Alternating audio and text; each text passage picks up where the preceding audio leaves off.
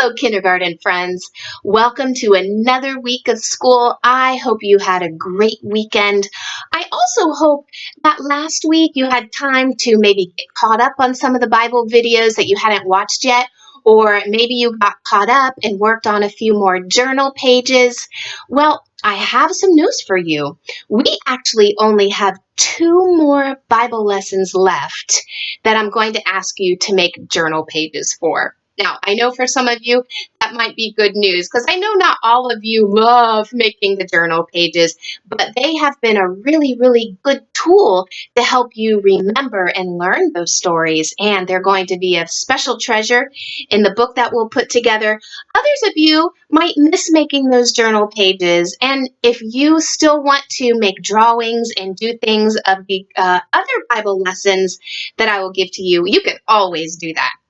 So, when we last had our Bible lesson, we were talking about Jesus had risen from the dead, and now he is appearing to different groups of people.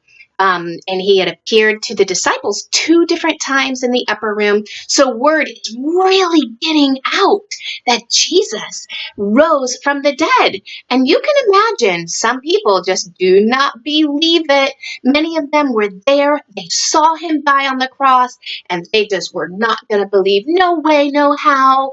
There's no way he could rise from the dead.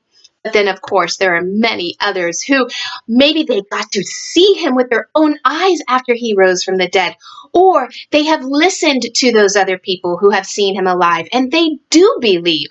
And of course, we definitely know that those disciples believed. So the disciples, 7 of them decided to travel to Galilee together. Jesus had told them that he would see them again in Galilee. So maybe that's why they decided to go. Maybe they were just hoping that this would be the time that they would see him.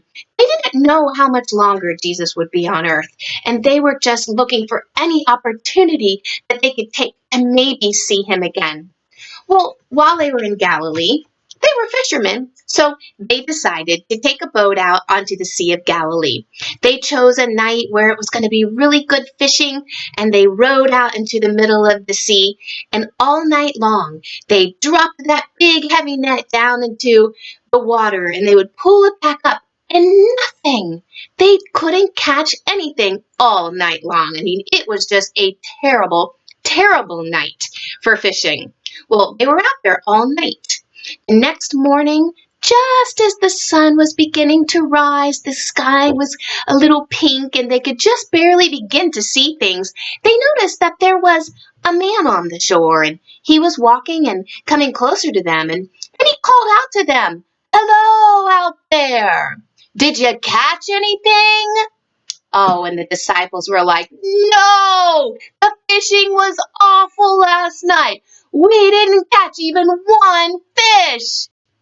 And the man on the shore said, "Well, maybe you should just try one more time. Maybe throw your net over onto the right side of the boat." And, maybe those disciples just thought this man on the shore was super crazy, but they went ahead. They were like, all right, we'll try one more time. So they threw that net into the water one more time. Well, guess what happened? This time, when they pulled their nets back up, filled with fish. There were so many fish in the net that they couldn't even pull it up onto the boat. It was so full. And as they were pulling and heaving and working so hard, maybe they began to realize this is a miracle. And then John looked on the shore and he looked at that man a little harder, and then he said, "Oh, it's Jesus." And then you know what Peter did? Peter jumped into the water again. Remember when he jumped into the water when Jesus was walking on the water towards the boat? And Peter wanted to be with Jesus and he walked on the water? Well, this time he jumped in and he started swimming just as fast as he could to get to the shore so that he could spend as much time with Jesus, whom he loved so very, very much. Well, the rest of those men kept working and pulling in those fish. And when they had pulled them all in, they had gathered 153 fish. That is just so many fish for one net. And for just one time to put that net down in the water, they knew that it was only the power of God that Jesus had filled that net for them. It truly was a miracle. Well, while they were pulling in the fish, and then they gathered them all together, and they went ahead and rowed to the shore, and there were Jesus and Peter sitting on the shore. And Jesus had made a fire, and he had already made some breakfast for those disciples. He knew how hungry they were. They had been working hard all night long. And so those disciples, as soon as they could, they came over and they rushed up to Jesus. They were so happy to see Jesus, so excited. And they ate breakfast with Jesus, and Jesus talked with them. But before those disciples had gotten onto the shore, Jesus had a conversation with just Peter. And he talked to Peter, and he told Peter how much he loved him. And then he talked to Peter about loving God and about loving Jesus. He said, Peter, I want you to love me with all your heart and all your soul and all your mind. And Peter, I want you all your life to be my disciple and to be a fisher of men.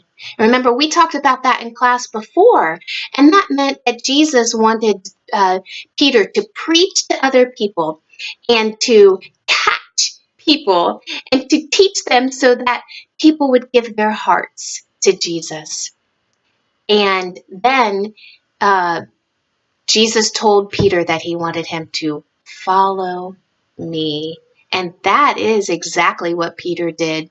Peter followed Jesus for the rest of his life. He preached, he taught the gospel. He even got thrown into prison for preaching the gospel. Remember, those Roman leaders and those religious leaders, they are still very, very angry.